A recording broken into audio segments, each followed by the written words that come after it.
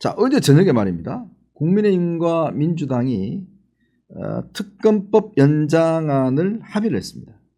즉 특검을 연장을 안 하는 거, 지금 뭐 30일 더 늘린다는 거 아니에요?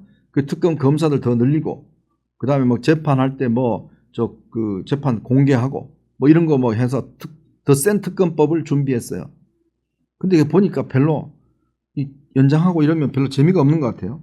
그래서 이거를 합의를 했습니다. 어제 원내대표 간에. 금융 관련된 법안을 통과시켜주는 대신 일단 특검법 개정을 포기하겠다. 자, 이렇게 어제 합의를 했습니다. 그랬더니요, 어제 추미애를 비롯해서 난리가 났습니다. 무슨 내란 정당하고 합의냐. 지금 특검 이거 내란을 종식시켜야 되는데 어디다 대고 합의하냐. 막 난리가 났어요. 결국 어제 저녁 밤늦게 이 국민의힘에서 민주당에게 이거 그냥 원래대로 합시다. 돌립시다. 안 되겠어요. 당내 반발이 너무 심해서 도저히 안 되겠습니다. 파기를 했습니다. 3대 특검법 합의를 파기를 했습니다. 근데 이게 물론 뭐 그럴 수는 있어요. 그런데 이게 묘한 권력에 대한 어떤 갈등이 있는 겁니다. 제가 왜 그러냐면, 자, 우선 김병기 원내대표는 이재명 대통령 사람입니다. 이재명 대통령의 측근이에요. 근데 이 사람이 합의를 했어요. 왜? 지난번 여야 영수회담 할 때 대통령이 그 이야기 했지 않습니까? 야, 여당이 힘이 뭐 가진 권력이 많으니까, 가진 게 많으니까 좀 양보해라. 좀 그래도 내가 좀 이렇게 하려면 어느 정도 좀 이렇게 합의해서 해야 된다라는 이야기를 했잖아요. 근데 김병기 원내대표는 그러니까 좀 합의하는 모습 보여줘야 되겠다라고 한 거예요. 그랬더니 정청래가 무슨 소리야? 지금 내란 정당하고 싸우고 있는데 다 뒤집어 버렸습니다. 그건 뭘까요? 이게 대통령의 말이 이제 안 먹혀 들어간다는 이야기입니다. 지금 중대범죄수사청을 정성호 법무부 장관은 법무부 밑에 놔둬야 된다. 그렇게 얘기를 했지 않습니까? 근데 그런 게 뭐라요? 민영배가 장관 본분에 지금 충실하고 있어요. 딱 한마디 해버립니다. 그랬더니 정성호 장관이 뭐 그건 당에서 알아서 하는 거고 뭐 포기해버려서 결국은 어떻게 됐냐? 행안부 산하로 갔습니다. 근데 이재명 대통령은 처음에 이게 중대범죄수사청이 만약에 행안부로 가면, 자, 행안부에 경찰이 있습니다. 국가수사본부가 있어요. 중대범죄수사청이 있습니다. 이거 완전히 메모드 부서가 되는 거예요. 수사부서가. 그리고 중대범죄수사청에 누가 갑니까? 지금 검사들 거의 안 가려고 그래요. 검사 이름을 떼고 가야 되니까. 그냥 수사관입니다. 안 가려고 그래요. 그리고 이 사건을요, 가면, 자, 경찰에서 원래 사건은요, 지금 예전부터 자치경찰이 기본적으로 지역에 있는 자잘한 사건은 처리하고 중대범죄는 국가수사본부가 처리하는 걸로 짜여져 있었어요. 근데 지금은 뭐냐? 또 거기서 중대한 9가지 중대범죄, 마약 등등은 또 중대범죄수사청에 가요. 국가수사본부보다. 그러니까 이게 수사가 하나, 둘, 셋, 3중 구조로 되어 있습니다. 그럼 여러분들 어떤 사건이 생기면 어디로 갈까요? 중수청으로 갈까요? 국가수사본부로 갈까요? 공수처로 갈까요? 경찰로 갈까요? 이게 말이 되는 소리입니까, 이게? 수사는 단순해야 됩니다. 그런데 검사들은 그 수사에 어떤 전문적 능력이 있는 사람들은 수사를 못하게 해요. 그냥 공소만 담당하게 합니다. 근데 이렇게 갈라져 버렸어요. 자, 결국은 그러니까 이재명 대통령 입장에서는 이게 후유증이 많으면, 자, 한번 생각해 보세요. 앞으로 내년쯤 돼서 만약에 대형 사고가 터진다. 근데 경찰이 수사를 제대로 못했다. 그러면 국민들은, 야, 너네들 수사하라고 지금 검찰 없애는데 뭐야 이거? 왜? 경찰은 수사 능력이, 제가 죄송한 말씀이지만 전문적인 수사 능력이 없어요. 그냥 거기가 막 인사교류가 되지 않습니까? 경비도 했다가 교통도 했다가 막 하기 때문에. 근데 딱 검사들은 딱 전문 분야가 있는 겁니다. 스페셜한 능력이 있는 거예요. 근데 대형 사고가 터졌어요. 근데 막 경찰이 그래서 뒤집은 경우가 한두 번이 아닙니다. 검찰이 보안 수사를 통해 뒤집은 경우가 많아요. 그리고 유죄를 받아내야 될 거 아닙니까? 근데 만약에 내년에쯤에 그런 사건이 하나 터져서 문제가 생기면 국민들은 뭐라고 그러겠습니까? 아니 이러려고 지금 검찰 없앴어? 딱 내년에 지금 이거 뭐 내년 6월 지방선거 있잖아요.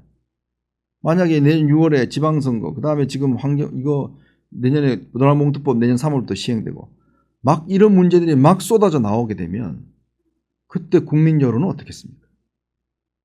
굉장히 악화될 가능성이 있죠. 자, 그러니까 이재명 대통령은 좀 신중하게 가자라는데 지금 정청래는 뭔 소리야? 지금 내가 주도하는데 내가 잘해갖고 내가 저 검찰 없애갖고 지금 저거 해야지라는 이야기를 합니다. 자, 그런 이제 문제가 이제 생기다 보니까 이 여권 내부의 갈등이 오늘로서 이게 표면화됐다. 이렇게 저는 생각이 들어요.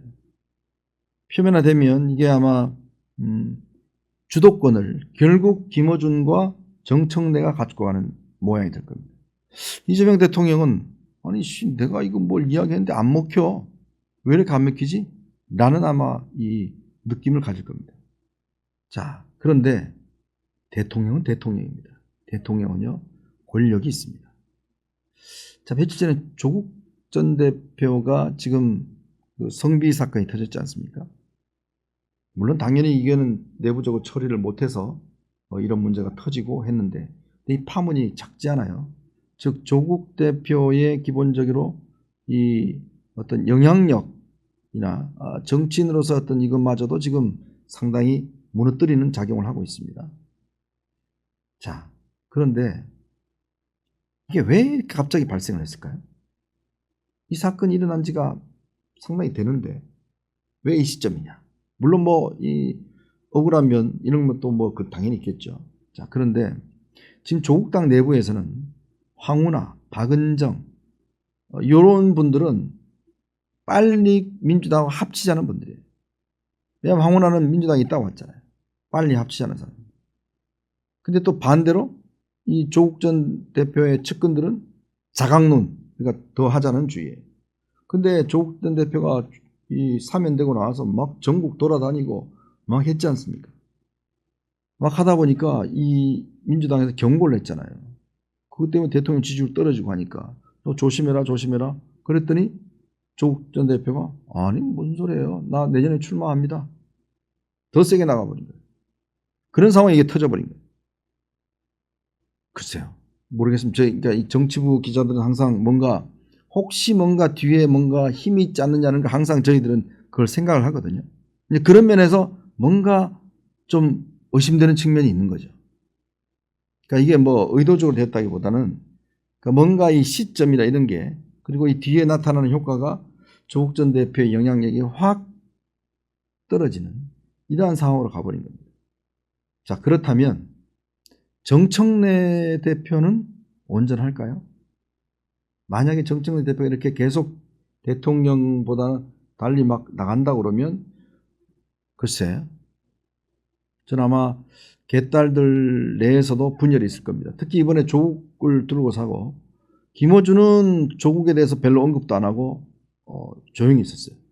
반면에 친명인 이동영 TV나 뭐 이쪽에서는 엄청 조국을 깠습니다. 그런 게 하나 아주 대표적인 현상이죠.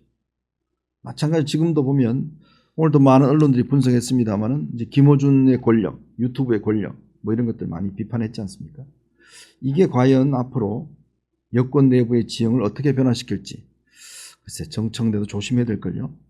대통령 무시하면 안 됩니다. 대통령은 권력을 갖고 있는 사람입니다. 근데 계속 이렇게 엇박자를 내고 뭔가 다르게 마이웨이 가겠다라고 했을 경우에 여당은 쉽지 않죠. 옛날에 뭐 윤석열 대통령 한동훈 대표 그렇게 뭐 만나지도 않고 내쳤던 거 아마 기억하실 겁니다. 어쨌거나 대통령은 힘이 있습니다. 네. 앞으로도 아마 이런 일이 좀 종종 일어나지 않을까라는 그런 생각이 듭니다.